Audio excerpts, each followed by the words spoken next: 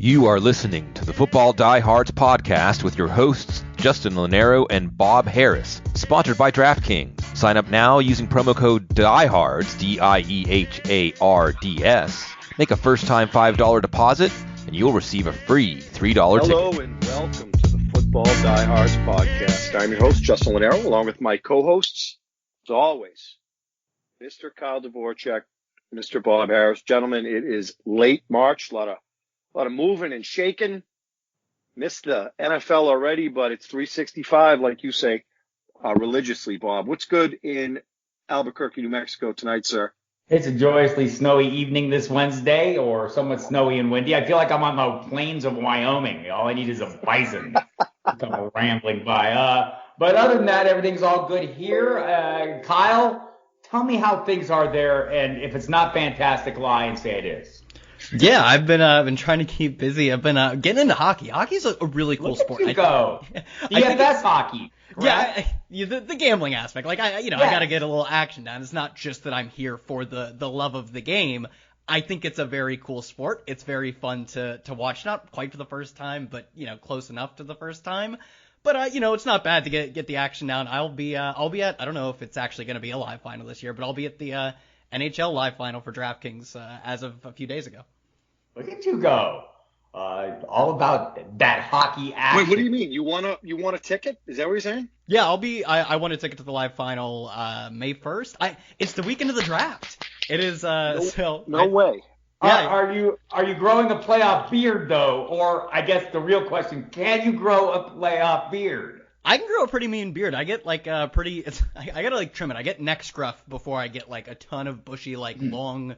For my hockey fans, I don't get that Joe Thornton down Amish beard. I just get a puffy ball around my face. Ooh. I could grow it, but it's at best it'd be something I maintain. I can't just let it run. Well, we'll follow this adventure. And by the way, if you check out Kyle's Twitter @KyleTweetsHere, you'll see he looks quite young. He's much older than he appears, at least 3 or 4 months older than he appears. The playoff beard will help him, and we'll follow along the hockey exploits. If you want to follow me on Twitter, it's @FootballDiehards. If you want to follow Justin, go to @Jack with the hashtag @FreeJustinLonero. And we'll maybe get him back up and functional on the Twitter. Well, we have the podcast handle here at Diehards Pod, so that's yes, good. At Diehards Pod, and the site's website's the Twitter is @FFDiehards. But Justin is the secret man behind the Diehards Pod Twitter handle, which he obviously needs at this point. Yeah. And tons of stuff up on the site. We're going to get into free agency here today and kind of discuss position by position some of the more significant plays. We'll kind of run you through all of them and get you up to date on what's going on.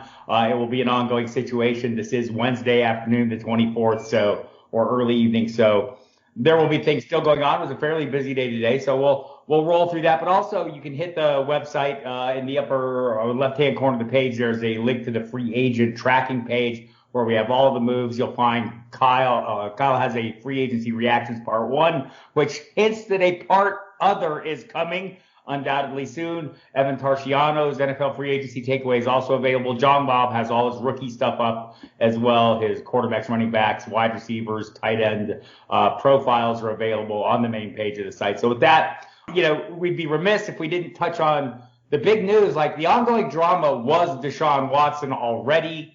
The drama compounded, though. He's been accused and has multiple suits filed against him, civil suits for sexual assault.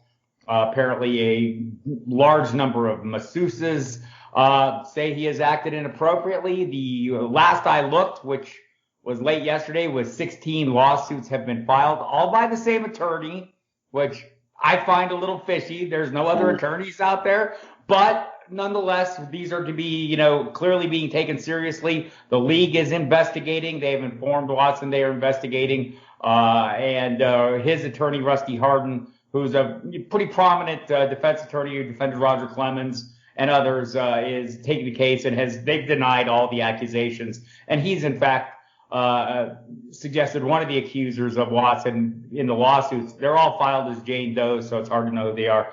He has suggested that at least one of those has tried to blackmail Watson for $30,000, So this is going to be an ongoing thing. It obviously complicates, and look, that's all very serious, and we're going to not focus on that. The football aspect of this is it kind of slows the roll on any possible trade, to say the least. So this thing could drag out well into the season. Would not be entirely surprising if he opened the year sitting out or on suspension or any of the above. And Tyrod Taylor, one of the guys we're going to talk about today in the free agent signings, ends up the starting quarterback there. Also, the Chicago Bears made a pretty serious run at trading for Russell Wilson, a number of draft picks, a couple of starters. The Seahawks declined. The apparent reason is Pete Carroll doesn't want to do a rebuild. We'll see if that stands up, you guys. I'm not sure this one's entirely over, but the people I talked to John Clayton, formerly of ESPN this week. I've talked to Michael Sean Dugar of The Athletic, who basically, has been in this story all along, one of the ones that really broke some of the behind the scenes stuff that happened. They both expect Wilson to be around in Seattle this year. The cap hit be in particular the reason. But next year, all bets are off, man. All bets are off. So that's kind of the starting point. Any thoughts on either of those stories, Justin? Yeah, I mean, I think when you look at Russell Wilson, he is much appreciated in Seattle as a whole, not just within the organization. So it didn't seem like he was going anywhere. He wants to get the culture right. The pieces are all there. They brought back Chris Carson. Obviously, DK Metcalf went off. This is a team that's going to contend, as they have for the past 4 or 5 years. Russell Wilson's not going anywhere. As far as Deshaun Watson, it's getting grimmer. We've been talking about him for months. Where's he going? Where's he going? Where's he going? I thought it was kind of odd, like you said, that the timing of this, because ultimately he's dragged the organization's name through the mud, right? I mean, the mistreatment and his involvement in the player, the personnel hirings and so on and so forth. So the timing of this is kind of weird. But then when you look at 16 Jane Does, like you said, that's kind of alarming because it's not one, it's not two, but money has a way of doing things. And you'd hate to think that, he conducted himself this way.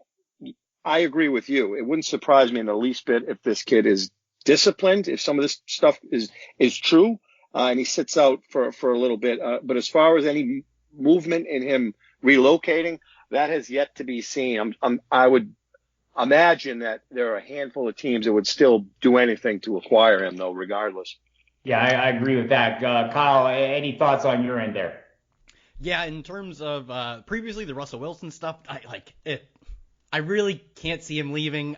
But we talked about this the last time we were on, is that every year we say, there's just no way X outlier event happens. Was it now 2 years ago? Le'Veon Bell? We're like, there's no way. He's not missing a single game. He missed way. That was 3 years ago. What was that? Oh my God, it's so long ago. And then the next year, right, was Melvin Gordon. We're like, he saw what happened to Le'Veon Bell. He's going to know better. And he also missed, 4 games or something. So I still don't think Russell Wilson leaves, but it could happen. Not like you said, I doubt this year.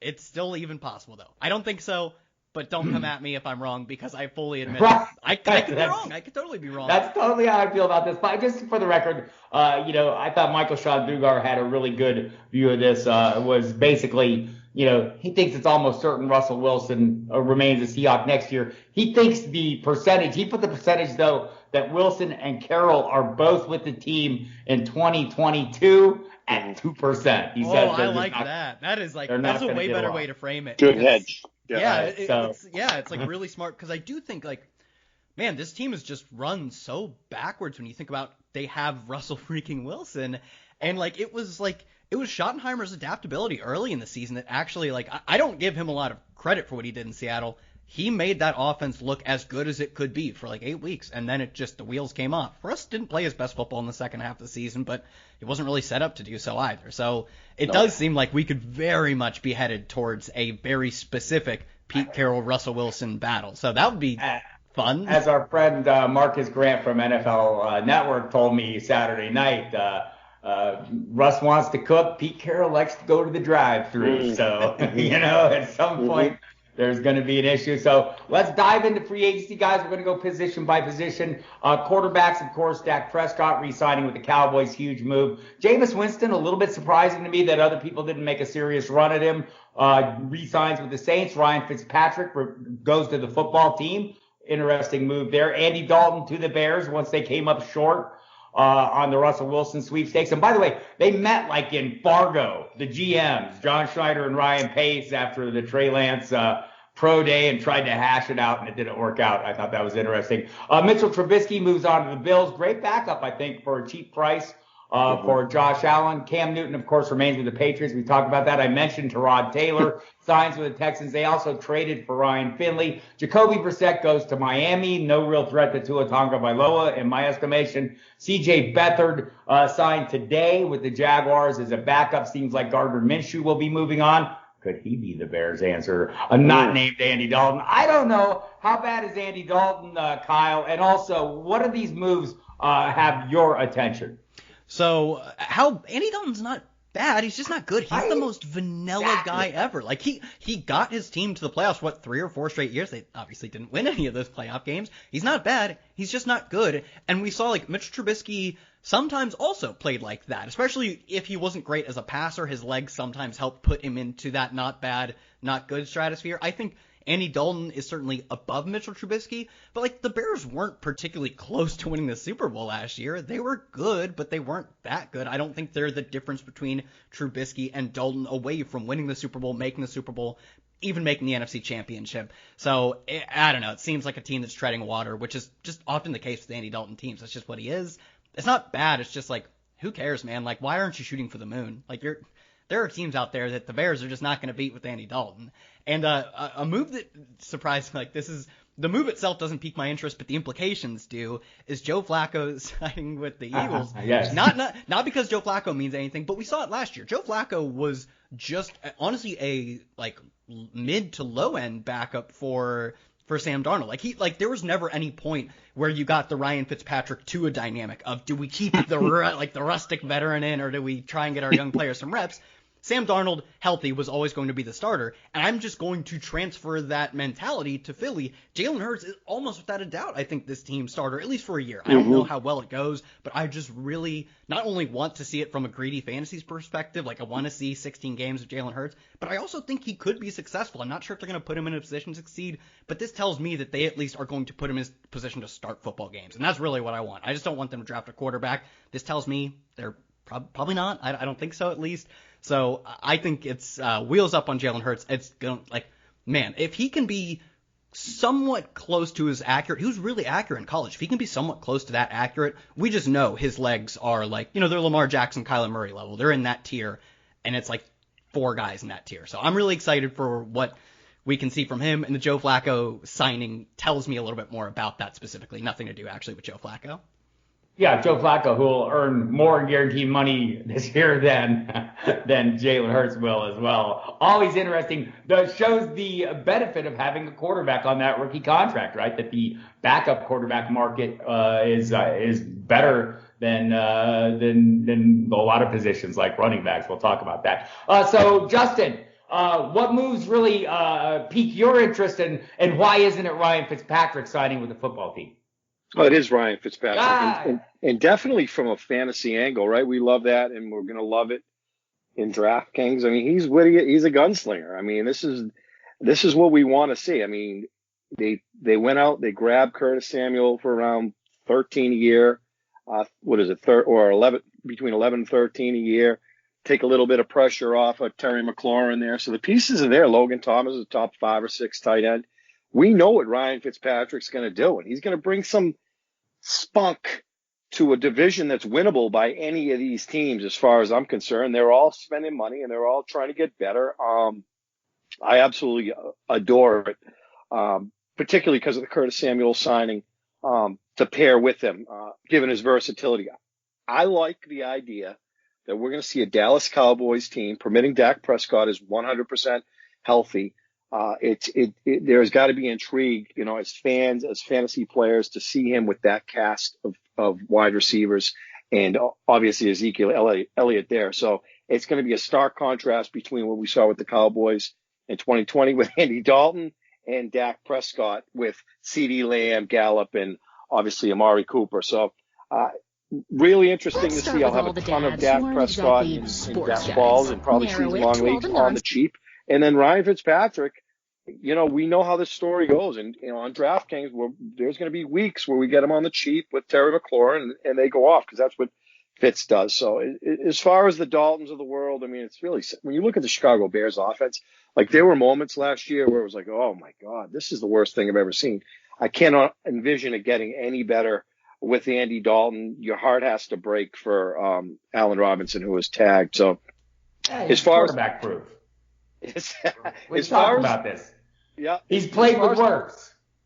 He really has. Like this ironically is like a multi-year quarterback upgrade for him, and for like half the league it would not be, but it's totally an upgrade over the past few years, and like probably even an upgrade over the final Blake Bortles season. Now, one Blake Bortles season was good, but the rest of them, man, not so much. No, you're right. I remember when we talked to Matt Harmon years and years ago, and he loved Robinson coming out of Penn State. When he graphed him, and in fact, Reception Perception is going to be a website now. Harmon just it started. Is a website.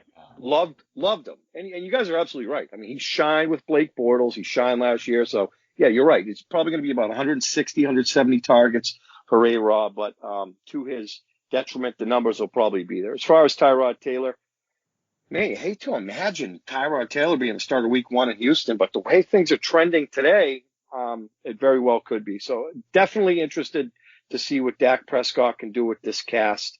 And obviously, I mean, the three of us can be in agreement where anywhere that Fitz goes, Fitz is going to sling, he's going to throw picks, but he's also going to make some of these guys like Curtis Samuel, and we want to see the best of Terry McLaurin as well. Yeah, I'm with you on Fitzpatrick. I'll be intrigued to see that Jameis Winston will be competing with Taysom Hill. Sounds like he might have a leg up in this competition. Winston being so, we'll see how that one plays out. And I like Kyle's take because Jalen Hurts is the guy we want to see. Had a great thing. By the way, Dak Prescott to open the season last year, it was 20, 46, 36, 41 fantasy points. In each of the, for over the first 4 weeks before he was hurt against the Giants. So I think you're not going to get him that cheap, assuming he's up and running. And it sounds like there are no issues in that rehab. And there are not to this point. So expect to pay up, Lonero, just like you're going to have to pay at Jack to get back on the Twitter. Running backs, I often say sometimes the best move is no move. And apparently if you're an NFL running back, sometimes the best money is if you're not an NFL running back. So a lot of these guys stayed home. Aaron Jones remained with the Packers. Chris Carson with the Seahawks. Marlon Mack back with the Colts. I thought that was interesting. James White back with the Patriots. That signing today. Some moves that are variously interesting and irritating. Kenyon Drake to the Raiders being among the latter. Philip Lindsay to the Texans joins a crowded field with Mark Ingram, who signed there prior to the start of free agency after being released. David Johnson also there. Mike Davis with the Falcons yesterday. Interesting landing spot, we all kind of thought, but the contract does not really scream featured role. We'll see what they do in the draft. Damien Williams signed with the Bears. Kevin Coleman with the Jets joining Robert Salah and Mike LaFleur, the offensive coordinator from San Francisco, to New York. So maybe some moves there. Some top guys still remaining on the board: Leonard Fournette, James Conner, Le'Veon Bell, as we mentioned, Todd Gurley. And I say top guys, I mean on this list. Not top guys are Le'Veon Bell, Todd Gurley, maybe not James Conner. Fournette maybe going back to the Buccaneers. We'll see about that in time. Justin, of the running backs, which move or non-move is your favorite? Yeah, not a lot of appeal with the Mark Ingram, Philip Lindsay platoon down in Houston. I think they're going to be a terrible team. I mean, we can chalk that up tonight. So, and I'm in agreement with you as far as Kenyon Drake joining that backfield. We know they're going to run in Las Vegas, but we want to see Josh Jacobs and these bell cows not completely die. I think there's obviously going to be a committee there, which is going to leave us scratching our heads in fantasy week to week, because Drake's looked pretty good. And I think we know what Josh Jacobs is at this point in time. When we talk about Chris Carson, we have for years. Pete Carroll loves the guy. And when he is healthy, he is one of those lone bell cows left. I think they're going to let Russ cook to accommodate him. And consequently, Chris Carson is going to be involved in the passing game. So we're going to love that too. If Chris Carson can stay healthy, which he's had difficulty doing, probably 250 to 300 touches, right? Touches is the new carry. So, and his ADP tonight, I think, stands around round 4. we think Chris Carson in fantasy, we think value, and I think that's what you're getting with him. He's tough as nails when he's on the field. Obviously, the injuries have been an issue. As far as the signing Aaron Jones, I love it because I think the usage in Green Bay is pretty clear cut. I mean, outside of Davante Adams, and obviously A.J. Dillon looked good at times, but Aaron Jones is going to get the football. Last year it was really a matter of when is he going to get the football, because it was sporadic with Matt LaFleur. Williams looked good. I don't know that he's going to remain there. There will be some form of committee, but he's in Detroit. I should have mentioned him. Jamal Williams has signed with Jamal Detroit. Williams. Okay, great. So pretty clear cut. Davante Adams, Aaron Jones. And again, when you watch the Packers last year, it was sporadic, the touches. I mean, it was a committee, but Aaron Jones still finished as a top 5 or 6 running back in fantasy football and shade over 250 touches. So gotta love that. I think you're almost obligated to grab a running back in the first round this year. And I think Aaron Jones is going to be one of those guys where it can be frustrating at times because he's not that every down running back, because I think A.J. Dillon is going to get the football. But when things come to fruition, he's going to get his, and he's going to have his ceiling weeks. But again, there's some frustration. So I think Chris Carson, again, Pete Carroll loves him. He's going to get the football. And obviously the James White signing today kind of fits with what they want to do with Cam Newton. I think they want to kind of limit what he does, thus the tight end acquisition. We'll talk about that. But James White is, I think every team yearns for a James White, a reliable third down back that can do a little bit of everything, and obviously the dink and dunk stuff as well. If Justin was on Twitter, he'd tell Cam Newton he had a pop gun arm, but he can't, so he won't. And by the way, if I miss names or whatever on this again, or if I read the list fast, and you're going, what did he say? Go to footballdiehards.com, click on the free agent tracker in the upper left-hand corner of the main page, and you can read all the changes, sort them by position, sort them by new team, sort them by old team. So all the information's available there. We just want to get you some of the prime cuts in this here podcast. And Kyle, what's your prime cut? What really appeals to you in this running back class so far? Dude, there's like nothing. It's literally like a frozen Salisbury steak if you don't count the players who re-signed. Like Aaron Jones. Watson have made a lot of money off those. Like Aaron Jones. Yeah, I mean, it's volume. It is. It's just like you push a lot of mediocre running back contracts, sans the ones who returned. Like Tevin Coleman's a little interesting just because like I don't know who else they're going to be giving it to if they don't take any running backs in the draft, and they could be an interesting offense, but like that's so contingent. They don't take any running backs. He stays healthy. He actually is good. Like we haven't seen a ton of Tevin Coleman in his career, especially as a lead back, so I don't know for sure that he's like that good. And that offense actually has to turn around a lot. Like I'm not a big believer in Sam Darnold, so I don't think that's the path to do it. So like there are just so many contingencies that have to go right. I think that one's a little interesting. Can we get Philip Lindsay on a good team? Like, he's getting to the point where he is the Allen Robinson of running backs because he was legitimately just dominant in college, like small school dominant, and was not this highly touted prospect, but then comes out back-to-back 1,000-yard seasons as a UDFA, does nothing but impress. They go out and sign another running back who was like up and down, middling, sometimes above average, sometimes below average, all throughout his career in Melvin Gordon. I'm not saying he's bad. I'm just saying, like, he seemed to not add anything that Philip Lindsay already didn't bring to the table, yet they pay him a bunch of money to replace Lindsay. And all the time, Philip Lindsay, in his peak college season, caught over 50 passes, and they never throw him the football. And now he's part of, like, a four-headed committee. So, I don't know. I think Philip Lindsay is easily the most talented running back on his team. I really don't think it'll end up panning out. I guess one final interesting one, like Mike Boone is like the ultimate. Right. I knew it was coming. I sensed it. He's like the ultimate athlete team preseason guy. Even this, I think it was, it was the most recent preseason, not actually last year's preseason. Had a mega long run, and you don't see a lot of action in preseason. Always looks good there, and certainly never really gets the chance. He could be a straight-up number 2 running back, decent handcuff-style back. But, like, the fact that I have to tell you about these guys is, like, it just tells you where we are with the free agent running backs. I think it's going to be a good running back draft class. We've had, like, 3 in a row.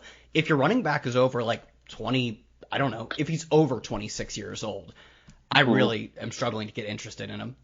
Yeah, you and every NFL GM out there, right? I mean, it's just not been good, and we'll see what happens with some of those guys. Like, I mean, it's entirely possible. I expect Todd Gurley to be in camp with someone, but it's not entirely clear that he will be on a team come September. So just interesting how the fortunes of these guys can rise and fall so quickly. And we'll see what happens with Damien Williams. I thought it was an interesting signing. Helps Clyde Edwards-Helaire that he's gone in Kansas City. Not so helpful to everyone else wherever he arrives. And we're seeing a lot of that. Marlon Mack saying today he expects, he knows there's only one football, but he expects them to figure out a way to split it. I know how to split it. Hand it to Jonathan Taylor every damn time. Off my soapbox. And we'll move to wide receivers. Two guys, Chris Godwin, Allen Robinson, and Justin mentioned on Robinson, were franchise tagged. They will remain. Both have signed their tenders. Robinson, after Kenny Golladay visited the Bears and maybe got a little nervous, sounded like he was going to sign his. Golladay, though, eventually signed with the New York Football Giants. Juju Smith-Schuster remains a Steeler. T.Y. Hilton this very day re-signs with the Colts, gets a one-year deal. Will Fuller goes to the Dolphins on a one-year deal. Corey Davis and Keelan Cole, both to the Jets.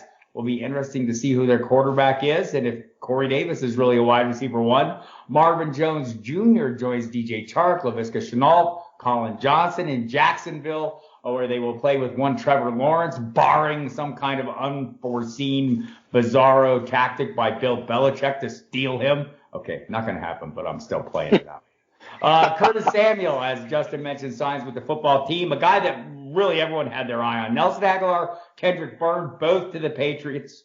A.J. Green to the Cardinals, where we still don't know what Larry Fitzgerald's going to do, although maybe the Green arrival is a hint. Rashard Perriman to the bereft Lions. He joins Quintez Cephas is pretty much the only guys they did sign. Raymond Khalif, I think, or Khalif Raymond. I could say his name right if I wanted to. The other day, but they don't have a lot on their roster right now. Josh Reynolds signed with the Titans.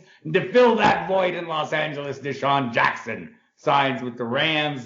Some names still floating around out there. Antonio Brown, Sammy Watkins, visiting teams, the Ravens and Colts he's visited. Fitzgerald, as I mentioned, Alshon Jeffrey, maybe not see much more of him. Kyle, as you look at this wide receiver class, what catches your fancy? Yeah, it's not like exactly running back like, but like Allen Robinson playing with Andy Dalton, it's maybe better, but not what I wanted, man. I wanted him to find a way to get Deshaun Watson. Chris Godwin going back, it's the status quo. It's good for him, but it's like I can't give you a ton of content that relates to that. Kenny Golladay going to play with Daniel Jones, I don't know, man.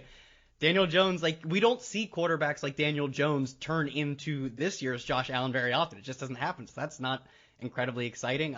Will Fuller, he seems like the one that I'm most surprised. Not that he didn't get a mega deal, but that just I don't know, maybe it's actually 1 year prove-it deals for everyone, right? Yeah, a lot of them are prove-it deals. He's the one who probably makes the most sense to go for a prove-it deal, because if he runs back some approximation of what he did last year, I mean, it'd be shocking to not see him get a pretty big deal, because last year was obviously he got popped for PEDs, but it was the healthiest he's been, the most efficient he's been, the most volume he's gotten. Before that, he was more role player like. So I think Miami, at least I wish, if I was Miami, I would have maybe tried to talk him into a 2-year prove it deal, or 3 years and prove it or whatever. I think he's incredible. But Miami, in terms of just the dollars per year, I think they got probably one of the easiest steals.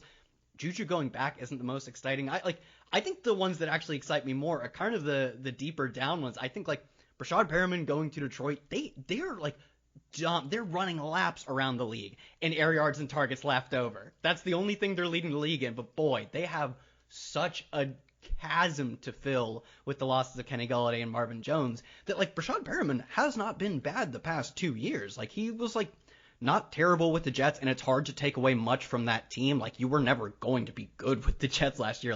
Even Crowder started off the year hot and turned back to some approximation of normal later. And before that, his very brief stint with Tampa, he looked like a legitimate playmaker. He looked like a Marvin Jones replacement. Not a Kenny Golladay replacement, but a good Marvin Jones replacement. I think he's kind of interesting. And then Desean Jackson. Even though in the past, I believe it's 5 or 6 years, he has not played a full healthy season. He's come close. He's had some 15 and 14 game seasons. He's never gone 16. Even despite that, in that 6-year or 5-year sample, he's led the league in yards per reception on 3 separate occasions. And that's just in the past few years. That's not over his career. That's more recently. So even though, man, the over-under on Deshaun Jackson feels 6.5 games at this point. They're going to be a fun 6.5 games. Put like a good quarterback with him with a smart offensive coordinator. That's going to be fun. I don't know if it's actually going to last long, but I do think anytime you can get a player as explosive he is on a, not expensive deal, you take the injury risk and you just ride with it. Yeah, it makes perfect sense, and I think Peter King put the over/under slightly higher than you even. If we get half the games, he says. Yeah, I hope. And I think you're right on all these counts. Justin, Curtis Samuel, go, because I know that's your favorite guy in this whole free agent class. Yeah, he picked a great time to play well, and he got rewarded because of it. It's going to be interesting to see him. Obviously, he's a new world of wide receivers. We can do a little of this, he can do a little of that. I don't know that he's a 90 reception or 80 reception guy, but it'll definitely complement Terry McLaurin, who we absolutely adore as far as coverage goes. Chris Godwin, like you said, or Kyle said, status quo. I think the Bucs are going to be a force to be reckoned with again. They're pretty much intact. Brady leaned on him heavily. I think the best of Chris Godwin is yet to come as well. You have to take your hat off to Juju Smith-Schuster going back to Pittsburgh. He was keen on doing so. From a fantasy angle, there were weeks last year where they're going to throw the football in Pittsburgh a ton. In fact, he had 97 receptions. So using him with Chase Claypool or Deontay Johnson makes a lot of sense in DFS. And again, in PPR leagues, you're going to get Juju on the cheap, and he's going to get you 5, 6, 8, 9 catches every single week. You'll be rewarded. This is another reason why I think you can pound running backs early, because there are going to be the Jujus of the world kicking around later. As far as Kenny Golladay goes, I don't know that we've seen the best of Kenny Golladay yet. I mean, mini Calvin Johnson and all this crap. He's had a couple good seasons. I'm not going to give up on him. And I'm also not going to give up on Danny Dimes yet. I think there were issues last year as far as the wide receivers. But when Danny Dimes threw over 20 yards, believe it or not, his passer rating was over $140, and he was pretty good. So we know what Kenny Golladay is when he's on the field. He can go up and get it, the 50-50 balls. He's a burner. So, Bobby, I know you like Danny Dimes, and I think I'm with you on this one. Yeah. So the weapons are there. I mean, right? Evan Ingram, Saquon Barkley's coming back. This has the ingredients. They spent some money on defense to be a damn good football team. I'm not throwing in the towel on Daniel Jones quite yet. It's nice because there's some uncertainty what he is. And we still really haven't seen what Kenny Golladay is capable of doing. I think we get married to the names, and he's been one of them over the last couple of years where he's going to be great. He's going to be, DeAndre Hopkins-esque as far as a fantasy angle. Has not happened quite yet. Let's see what happens in New York with Kyle completely as far as Will Fuller. The talent's there when he's not getting suspended and when he's not hurt. Just cannot piece it together. Really interested to see what this Dolphins team can do on offense. Look, the bottom line is I picked the Bills last year way early in the offseason. I think that the Miami Dolphins are going to finish second, and I can put the Patriots at third. So nice to see T.Y. Hilton re-sign with the Colts. Give Carson Wentz. I think Carson Wentz is going to get that revitalization. A restart. A lot of things went into that. What went wrong with Carson Wentz? We didn't think that he was going anywhere. New table is there for him with a spectacular offensive line. I think that veteran presence in T.Y. Hilton is good for Carson Wentz. So that's all I got at wide receiver. Again, the Kenny Golladay thing really has me intrigued, because if you look at his numbers, and again, he played with Matthew Stafford, who's no slouch. In fact, I think Matthew Stafford is going to Canton when it's said and done, but let's see what he can do with this kid, Danny Dimes. Well, again, we're going to get from a fantasy angle, Jones is the type of quarterback that we wait. If we don't get the Kyler Murrays of the world, a guy like Jones you're going to get for free, and the weapons are there. There's balance on that offense.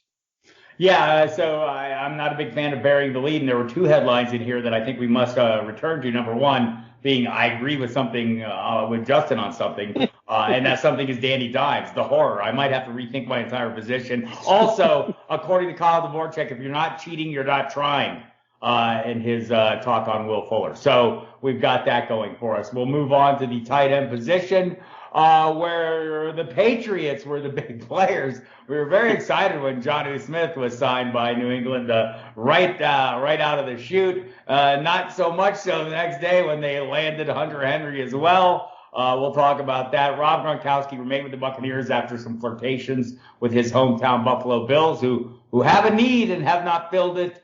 Gerald Everett, formerly of the Rams, now with the Seahawks, where he will have to battle the mighty Will Dissly for playing time. Jared Cook to the Chargers, filling that Hunter Henry-sized void. Donald Parham shares for Kyle Dvorchak, weeping silently, or not so silently. Kyle Rudolph goes to the Giants, had a little issue with the foot, going to need surgery, but they honored the contract. It kind of came to light after the agreement was made, but he's going to get surgery, and he'll be ready week 1 to join Evan Ingram in that tight end core. Again, adding to the Danny Dimes love. Imagine that. Dan Arnold to the Panthers, the new Will Dissly going to the Panthers.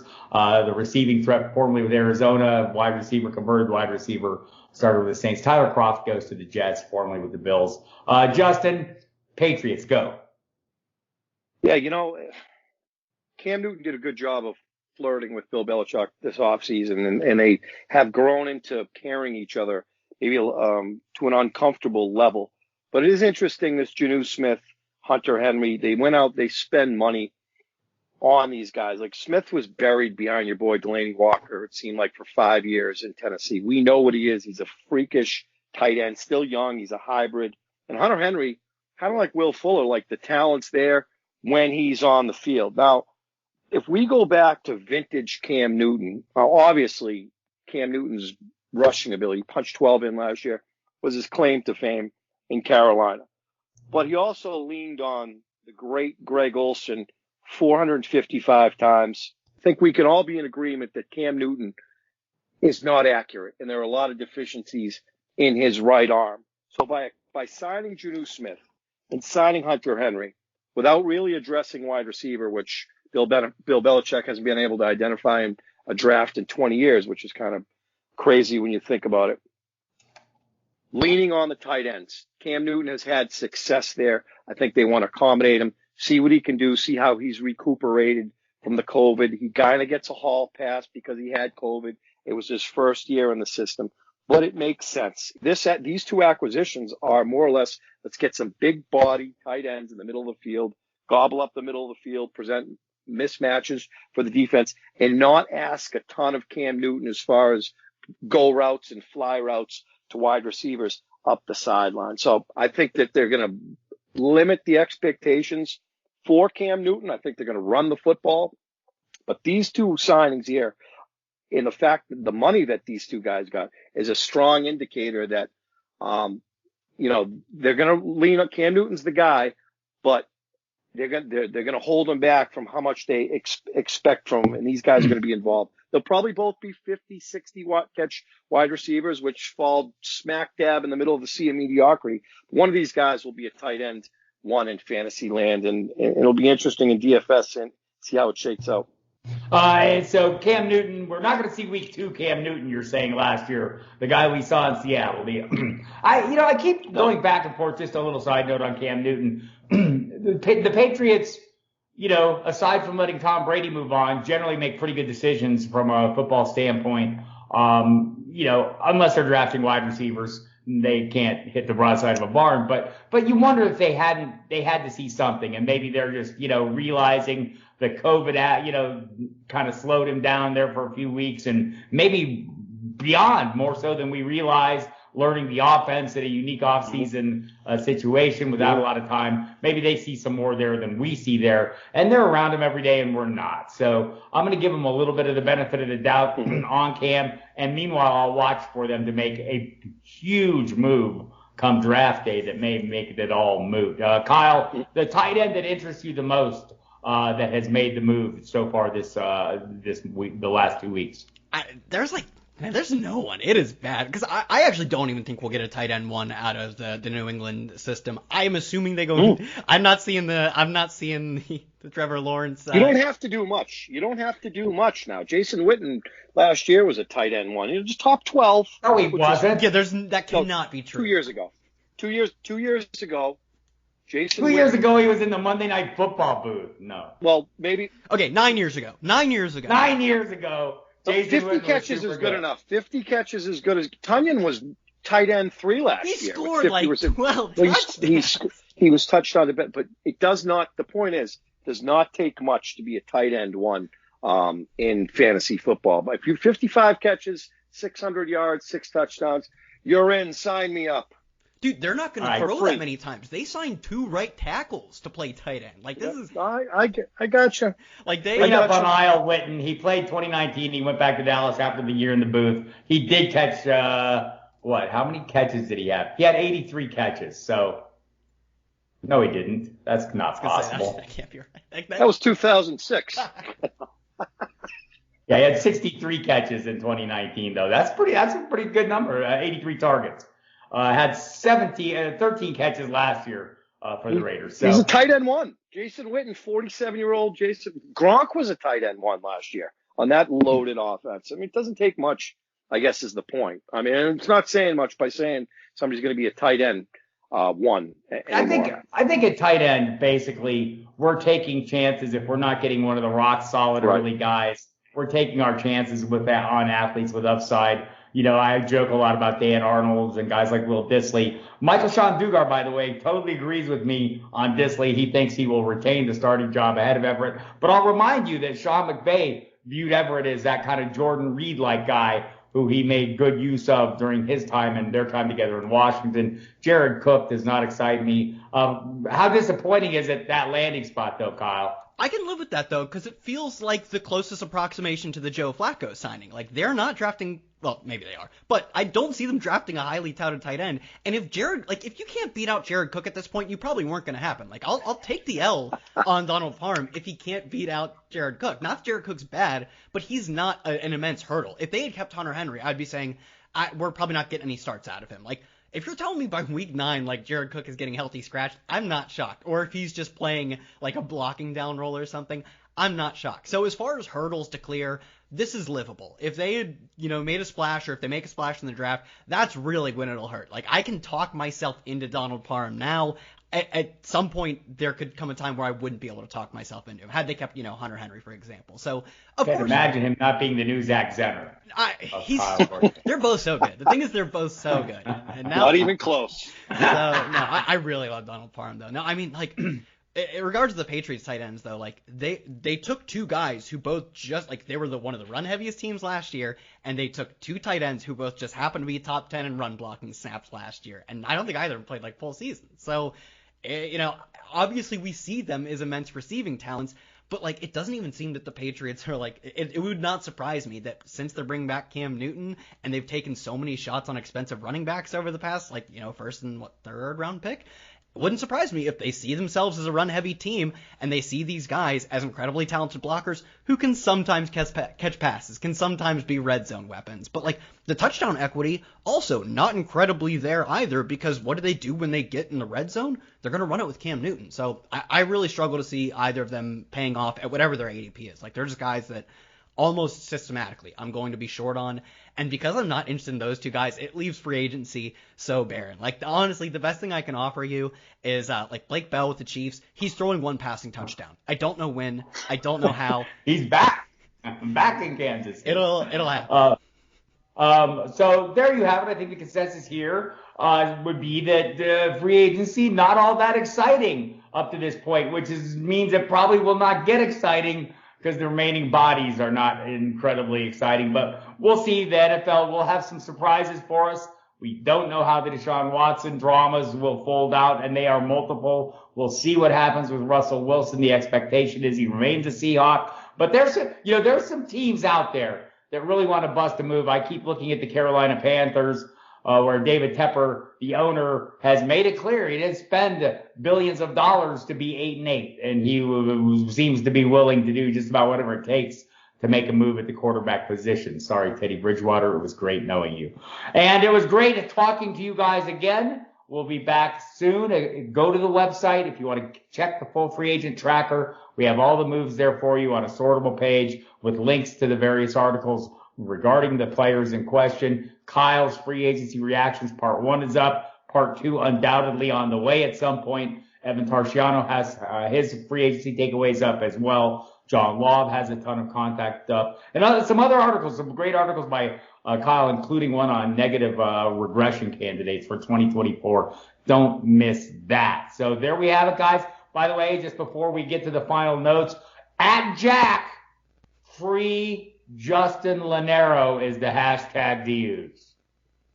All right, I don't know. I wouldn't worry about that too much. I think it's been a peaceful place, Justin. You know, we'll get there when we get there. If Justin climbs his way back onto the website, he climbs his way back on. But you know, let Jack be. Jack's a busy guy. Let him be. If Justin doesn't come back on, it happens. It happens. So for the rest of us on, I had my fun on the site. Yeah, you've had a good time on the site. For the rest of us, you can find me at Kyle Tweets here. Find Bob at Football Die Hard, and you know, we'll be back at some indeterminate time.